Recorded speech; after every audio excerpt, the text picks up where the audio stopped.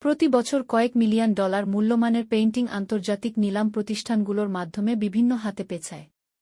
বিখ্যাত জাদুঘরগুলো হাজার হাজার শিল্পকর্ম তাদের সংগ্রহে রাখে। কিন্তু এই চিত্রকর্মগুলো সত্যি অসাধারণ। আগে যে দেয়ালে ছিল বিভিন্ন পণ্যের বিজ্ঞাপনের পসরা, তার পরিবর্তে দেখা যাচ্ছে সেখানে বৈষম্য বিরোধী আন্দোলনের শিক্ষার্থীদের রং তুলির ছোঁয়ায় ফুটে তুলেছে কোটা আন্দোলনের স্লোগানসহ দেশের বিভিন্ন চিত্র আর সমাজ সংস্কারমূলক উক্তি। একজন দর্শনার্থী বলেন, দেয়ালে দেয়ালে রাজনৈতিক সংগঠনের নেতা-কর্মীদের পোস্টার, বিভিন্ন প্রতিষ্ঠানের বিজ্ঞাপনের সৌন্দর্য নষ্ট হচ্ছিল। এসব পোস্টার, ফেস্টুন অপসারণ করে সৌন্দর্য বাড়াতে দেয়ালে দেয়ালে লিখন চলছে। শিক্ষার্থীরা বিভিন্ন উক্তি স্লোগান লিখছে, দেখতে সুন্দরই লাগছে।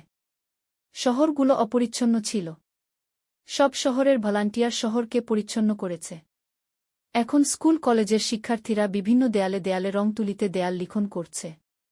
সেই সঙ্গে দেয়ালগুলোতে বিভিন্ন চিত্র, উক্তি, ছবি আঁকা হচ্ছে।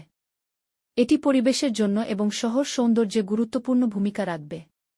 শতাধিক শিক্ষার্থীদের নিয়ে মাঠে নেমে শহরের গুরুত্বপূর্ণ সরকারি ভবন পরিষ্কারসহ ট্রাফিকের কাজও করেছে। মূলত শিক্ষার্থীরা সবসময় মানবতার সেবায় নিজেদেরকে নিয়োজিত রাখার চেষ্টা করে।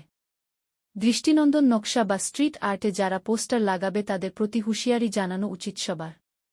যে দৃষ্টিনন্দন স্ট্রিট আর্ট করা হয়েছে তার উপর কোনো পোস্টার দেখতে চাই না আমরা। যে পোস্টার লাগাবে তাকে সবাই মিলে প্রত্যাখ্যান করব।